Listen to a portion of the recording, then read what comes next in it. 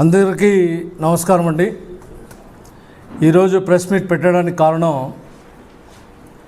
ఈరోజు ఆంధ్రప్రదేశ్ ప్రభుత్వం, ఉమ్మడి ప్రభుత్వం, తెలుగుదేశం ప్రభుత్వం శ్రీ నారా చంద్రబాబు నాయుడు గారు ముస్లిం మైనారిటీపై ఉన్న అభిమానాన్ని చాటు చెప్పుకున్నారు. ఎందుకంటే ఎవరైతే ఈ ఆంధ్రప్రదేశ్లో ఉద్యోగస్తులు ముస్లిం మైనారిటీలు ఉన్నారో వాళ్ళకి రంజాన్ నెల నుంచి, రంజాన్ పవిత్ర మాసం నుంచి వాళ్ళ పనిచేసే వేళలో గంట ముందే వాళ్ళ ఇండ్లకు వెళ్ళొచ్చు అని చెప్పేసి కూడా ఈరోజు చంద్రబాబు నాయుడు గారు జీవో ఇవ్వడం జరిగింది. చాలా సంతోషకరం. మేము ముస్లిం మైనారిటీలంతా హర్షం వ్యక్తం చేస్తున్నాం, ధన్యవాదాలు తెలియజేస్తున్నాం. ఇది చిత్తశుద్ధి కలిగిన నాయకుడు, ప్రజలపై, ముస్లిం మైనారిటీలపై అభిమానం తెలియజేసే వ్యక్తి అంటే ఒక చంద్రబాబు నాయుడు అని చెప్పేసి కూడా మరొకమారు నిరూపించుకున్నారని చెప్పేసి కూడా ఈ సందర్భంగా నేను తెలియజేస్తున్నా.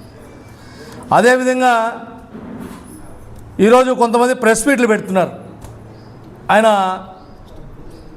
ఈ మున్సిపాలిటీ మేయర్ గారు, వసీం గారు, అయ్యా నీకు కొంచెమన్నా అవగాహన ఉందా?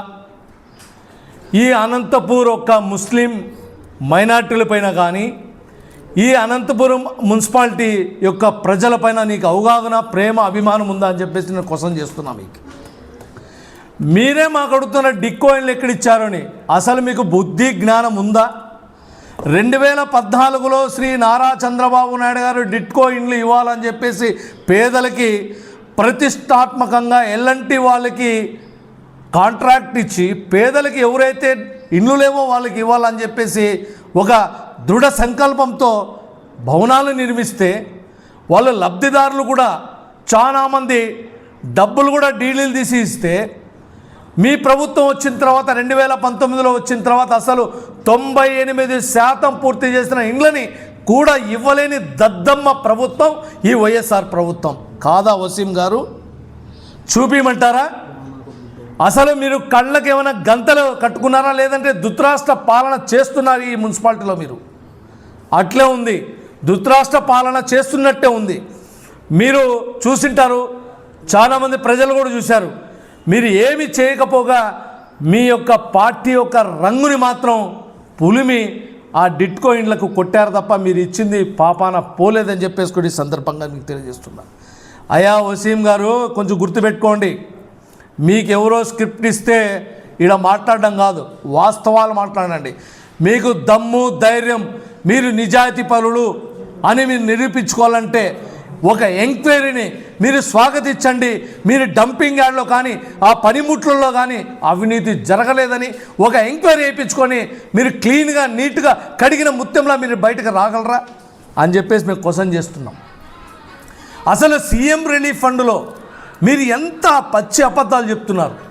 2014 నుంచి చంద్రబాబు నాయుడు గారు ముఖ్యమంత్రి అయినప్పటి నుంచి బ్రహ్మాండమైన సీఎం రిలీఫ్ ఫండ్ ఇచ్చారు. పేదలకు ఏదైతే హాస్పిటల్లో ఎక్కువ అధిక ప్రైవేటు హాస్పిటల్లో మీరు బిల్స్ చేసుకున్నారో అప్పుడు అన్నీ అందజేశారు. తీరా మీ ప్రభుత్వం వచ్చినాక, మీ దళిద్ర గుడ్డు వైఎస్ఆర్ ప్రభుత్వం వచ్చిన తర్వాత 2019 నుంచి 24 వరకు ఒక చిల్లి గవ్వ కూడా సీఎం రిలీఫ్ ఫండ్ మీరు ఇచ్చారా? ఇవ్వలేదు. సాక్ష్యాలతో సహా నేను చూపించడానికి సిద్ధం.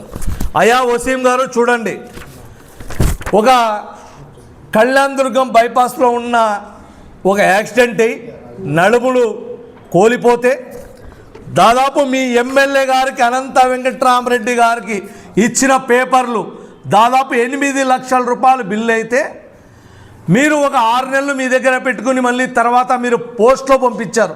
ఎందుకు? వాళ్ళు తెలుగుదేశం పార్టీకి సంబంధించిన వాళ్ళు, మేము ఇవ్వని పూర్తి టైం అయిపోయిన తర్వాత ఇచ్చిన దుర్మార్గమైన మీ సంస్కృతి, దుర్మార్గమైన సంస్కృతి దీని నిదర్శనం.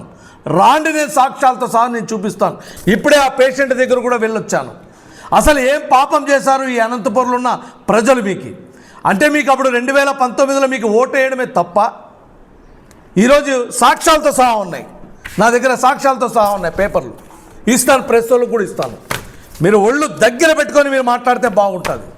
అసలు దగ్గుపాటి ప్రసాద్ గారు ఈ అనంతపూర్ ఎమ్మెల్యే, అర్బన్ ఎమ్మెల్యే గారు వచ్చిన తర్వాత సీఎం రిలీఫ్ ఫండ్ 66.62 కోట్ల రూపాయలని ఈరోజు ఇక్కడ డబ్బులు సీఎం రిలీఫ్ ఫండ్ ఇస్తే మీకు ఓరోపట్లేకపోతున్నారా? అసలు దగ్గుబాటి ప్రసాద్ అన్న గారు పార్టీలకు అతీతంగా, పార్టీలకే సంబంధం లేకోకుండా ఎవరైతే ప్రైవేట్ ఆసుపత్రుల్లో చూపించుకుంటారో వాళ్ళకందరికీ అధిక బిల్లులు వస్తే వాళ్ళకు 50%, 60% ఈరోజు టాప్ 1గా అన్ని నియోజకవర్గాల కంటే ఈ అనంతపురం అర్బన్ నియోజకవర్గమే ఈరోజు సీఎం రిలీఫ్ ఫండ్లో టాప్లో ఉందంటే ఆయన ఎంత గ్రౌండ్ లెవెల్ ఎంత కష్టపడుతున్నారు, ఈ అనంతపూర్లో ఉన్న ప్రజలపై ఎంత అభిమానం చూపిస్తున్నారు మీకు కళ్ళకు కట్టే కనిపిస్తున్నారు. మీరు ఇంకా ధృతరాష్ట్ర పాలనలో ఉంటే ఎట్లా?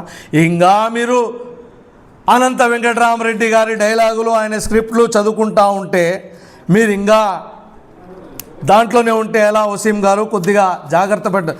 మీకు అంత ప్రేమ అభిమానం మైనార్టీల మీద ఉంటే, ఒక మైనార్టీ వసీం మీరు మున్సిపల్ చైర్మన్ కదా, మీరు మైనార్టీలకి ఏం వరగబెట్టారు? మీరు పవర్లో ఉన్నారు, మీ కౌన్సిలింగ్ మెంబర్లంతా మీరే, ప్రతిపక్షమే లేదు, ఏం పీకారు మీరు ఇక్కడ? ఏమన్నా ఇప్పించారా మైనార్టీల కోసం? దుకాన్ మకాన్ కానీ షాదీ అసలు ముస్లిం మైనారిటీలు పెళ్ళిళ్ళు చేసుకుంటే షాదీ ముబారక్ కింద ఆ రోజు చంద్రబాబు నాయుడు గారు 50,000 ఇచ్చారే, మీరు ఇచ్చారా? ₹1,00,000 నేను గెలుస్తానని చెప్పారు. మీకు బుద్ధి ఉందా? నాకు అర్థం కాలేదు. మీరు ఆలోచన చేశారా? అరే మేము ఇచ్చామా, మనం ఏంది మాట్లాడుతున్నాం మైనార్టీల కోసం, మేము ఏం చేశామని చెప్పేసి మీరు ఎప్పుడైనా మీరు ఆత్మ పరిశీలన చేసుకున్నారా? ఎక్కడ ఈగ పోగా ఏదో మీరంతా ఈరోజే ప్రేమంతా ఉలగబోసినట్టు ఈరోజు కొత్తగా మీరు ఈరోజు చైర్మన్ అయినట్టు మీరు మాట్లాడుతున్నారు. మీరు 5 సంవత్సరాలు 4 సంవత్సరాలు పిల్లి కళ్ళు మూసుకొని పాలు తాగినట్టు తాగి ఈరోజు దయ్యాలు వేదాలు వల్లించినట్టు వెళ్ళిస్తున్నారే మీరు. ఇది మీకు సబబేనా? అసలు మీకు అర్థమవుతోందా? ఈరోజు మీ మైనార్టీలకు ఎక్కడే కానీ మీరు సహాయం చేసింది లేదు. ఒక చైర్మన్గా, మున్సిపల్ కార్పొరేషన్ చైర్మన్గా ఒక యువతకు కానీ, మహిళలకు కానీ, ముసలి వాళ్ళకు కానీ ఎవ్వరికి కానీ ఒక పైసా కూడా ఇవ్వని పాపాన పోయిండేది మహానుభావులు ఎవరనంటే ఈ వసీం గారే. ఎందుకంటే అనంత వెంకటరామరెడ్డి గారు చెప్పాలా, స్క్రిప్ట్ ఇవ్వాలా, దాని తర్వాత ఈయన కూర్చొని మాట్లాడాలా. ఆయన ఎంత మాట్లాడమంటే అంతే మాట్లాడాలా, ఎక్స్ట్రా మాట్లాడితే ఎడిటింగ్ జరుగుతుంది. ఈరోజు సీఎం రిలీఫ్ ఫండ్ కానీ, ఏదైనా హౌసింగ్ కానీ, ఇక్కడ వచ్చిన ప్రతి ఒక్క ప్రజానీకానికి కానీ అందుబాటులో ఉంటున్న ఏకైక నాయకుడు దగ్గుబాటి ప్రసాద్ గారు. ఇది గుర్తుపెట్టుకోండి. అసలు మీరు గెలిచిన తర్వాత మీరు ఏసీ రూములకే పరిమితమైనారు తప్ప ఈరోజు దగ్గుబాటి వెంకటేశ్వర ప్రసాద్ గారు ఎమ్మెల్యే గారు మీ ఇంటికి మీ ఎమ్మెల్యే కార్యక్రమం పెడుతుంటే ప్రజలు దగ్గరికి వెళ్ళి వాళ్ళ సమస్యలు వాళ్ళ డోర్ దగ్గరే సమస్యలు తీరుస్తుంటే మీరు ఓర్వలేకపోతే ఎట్లా? అంటే ప్రజలు దగ్గరగా వచ్చేస్తున్నారు, అభిమానం పెంచుకుంటున్నారు, సమస్యలు తీరుతున్నాయి ప్రజలవి అని చెప్పేసి మీరు మంటేసుకుంటే ఎట్లా? కాదు కదా. ప్రజలు సమస్య తీర్చేవాడే నాయకుడు. ఆ నాయకుడే దగ్గుబాటి ప్రసాద్ ఎమ్మెల్యే గారు, అర్బన్ ఎమ్మెల్యే గారు. ఇది గుర్తుపెట్టుకోండి. అంతేగాని మీకు ఇష్టం వచ్చిన విధంగా మీరు మాట్లాడితే ఇది ఎంత మాత్రం మంచిది కాదు. మీరు ఏందో అంటున్నారు, అసలు ఏం అభివృద్ధి జరిగింది? అసలు మీరు 5 సంవత్సరాలు ఏం బీకారు? 5 సంవత్సరాలు నిద్రపోయారా? పవర్ మీదే, కౌన్సిలింగ్ మీదే, అన్నీ మీరేం చెప్పారు? ఆ కౌన్సిలింగ్ మేము రాసి పంపించాం కలెక్టర్ వారికి, ఇంకోరికి మేము ఎంక్వైరీకి రాపించాం, అది ఎంక్వైరీ అయిన తర్వాత బిల్లులు మాత్రం ఇవ్వండి అంటున్నారు కదా. మీరు 4 ఏళ్ళు ఏం చేస్తున్నారు అంటే పదవీ కాలం అయిపోతుంది. మా వాయిస్ కూడా నేను ఒకటి ఉన్నాను, నాకు ఒక స్క్రిప్ట్లు ఇస్తున్నారు కాబట్టి నేను ఒకటి ఉన్నాను అని చెప్పేసి మీరు మాట్లాడడం తప్ప ఇక్కడ ఏంది లేదు. మీరు చేసింది అభివృద్ధి శూన్యం. ఒక తట్టెడు మొన్ని కూడా ఏని పాపాన్ని ఒడగట్టుకున్నారు మీరు వసీం గారు. గుర్తుపెట్టుకోండి. మీ ఎమ్మెల్యే గారు ఎప్పుడైనా కానీ ప్రజల్లోకి వెళ్ళారా? ప్రజల సమస్యలు విన్నారా? తక్షణమే పరిష్కారం చేశారా? మీకు ఆ టాలెంట్ ఉందా? మీకు ఒక సంకల్పం ఉందా? అసలు ఏదైతే దగ్గుబాటి ప్రసాద్ గారు ఎమ్మెల్యే గారు ఎలక్షన్ ముందుట ఎలక్షన్ క్యాన్వాసుల్లో ఈరోజు అండర్ గ్రౌండ్ డ్రైనేజ్ తేవాలని తపన పడుతున్నారు. ఏం వెటకారమా? మీరు ఎప్పుడైనా ఒక సంకల్పం చేశారా? మీరు మనసులో అనుకున్నారా? అసలు ఈరోజు దగ్గుబాటి వెంకటేశ్వర ప్రసాద్ గారు ఎమ్మెల్యే గారు ఒక సంకల్పంతో ముందుకెళ్తున్నారు. సీఎం గారితో కలుస్తున్నారు, మున్సిపల్ శాఖ మినిస్టర్ గారిని కలుస్తున్నారు, ఆర్థిక శాఖ మినిస్టర్ గారిని కలుస్తున్నారు. అందరినీ కలిసి ఒక ప్రణాళిక ఏర్పాటు చేసి అతి తొందరలోనే అనంతపూర్కి అండర్గ్రౌండ్ డ్రైనేజ్ ఖచ్చితంగా తెస్తారని చెప్పేసి కూడా వసీం గారికి హెచ్చరిస్తున్నా, తెలియజేస్తున్నా అని చెప్పేసి మీకు తెలియజేస్తున్నా. మీరు దాంట్లో మిషన్లు పెడతాం, దాంట్లో అన్ని వ్యర్థ పదార్థాలన్నీ మీరు సపరేట్ చేసి ఏదైతే అబ్రాడ్లో ఏ టెక్నిక్ ఉందో ఆ టెక్నిక్ వాడతామని చెప్పేసి లేనిపోని మాటలు చెప్పేసి లేనిపోని మీరు ఎస్టిమేట్లు వేసి ఎన్ని కోట్లు దొబ్బారు, దాని మీద జరపాలి విచారణ, దాని మీద జరపాలి. అసలు మీరు సక్రమంగా పరిపాలన రాదే మీ చేత. మీరు మా ఎమ్మెల్యే గారికి అనే అర్హత మీకుందా? మీకు ఆ అర్హత లేదు. ఈరోజు మీకు అర్హత లేదు కాబట్టి ఈరోజు ఆంధ్రప్రదేశ్ ప్రజలు మీకు కేవలం 11 సీట్లకే ఈరోజు బుద్ధి చెప్పారు. ఇంకా మీరు బుద్ధి తెచ్చుకోకపోతే నేనున్నా అంటే మీ నాయకుడే జనాల్లో తిరగడు, మీరు జనాల్లో తిరగడు, ప్రజల సమస్యలు పట్టించుకోరు. ఈరోజు దగ్గుపాటి ప్రసాద్ గారు ఎమ్మెల్యే గారు ప్రజల సమస్యలే కానీ అక్కడికక్కడ తీరుస్తుంటే ప్రజాదరణ పొందుతుంటే మీరు ఓర్చలేనితనం చేస్తున్నారు తప్ప అంతకు మించి ఏమీ లేదు. ఈరోజు అనంతపూర్లో దాదాపు 60 కోట్లు పైగా ఈరోజు అభివృద్ధి కార్యక్రమాలు చేస్తున్నారు. ఈరోజు 33.86 కోట్ల రూపాయలని శాంక్షన్ అయ్యాయి, వర్కులు చేసే సిమెంట్ రోడ్లు కావచ్చు, కాంపౌండ్ వాళ్ళు కావచ్చు, అదేవిధంగా మన జేఎన్టీలో పెండింగ్ బిల్స్ కావచ్చు, అనేక చోట్ల అనేక సమస్యలు ఉన్నట్టు ఒక్కొక్కటిగా తీర్చుకొని వస్తుంటే యాడా ప్రజాభిప్రాయం పెరుగుతుందో, ఈ లోకల్ బాడీ ఎలక్షన్లో ఏకగ్రీవాలు అవుతాయో అని చెప్పేసి మీకు ఇప్పటికే గుండెల్లో రైళ్లు పెరుగుతున్నాయి. వసీం గారు గుర్తుపెట్టుకోండి, ఇది మంచిది కాదు. మీకు సబ్జెక్ట్ నాలెడ్జ్ జీరో, మీకు స్క్రిప్ట్ మాత్రం మీ దగ్గర ఉంటుంది తప్ప ఇంకేంది లేదు. మరి దీనికి ఏమంటారు వసీం గారు? సీఎం రిలీఫ్ ఫండ్ మేము ఇచ్చినప్పుడు బాగా ఇచ్చేసామనని ఒక్క సీఎం రిలీఫ్ ఫండ్ ఇలే, ఒక మైనార్టీకి ఆదుకోలే.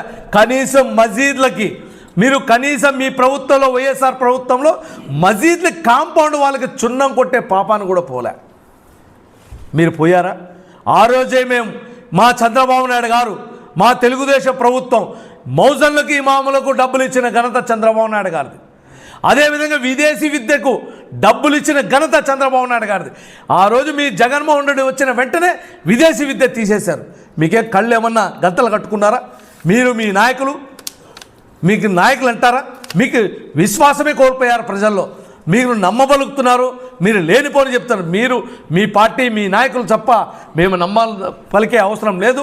సాక్ష్యాధారాలతో ఈరోజు మీకు కళ్ళకు కనిపించే విధంగా ఉన్న ప్రజలకు తప్ప మీరు అభిమానంతో ఏదో మీ పిచ్చి మీకు పరాకాష్ఠకి చేరి ఇలాంటి మాటలు మాట్లాడడం ఎంత మాత్రం మంచిది కాదు.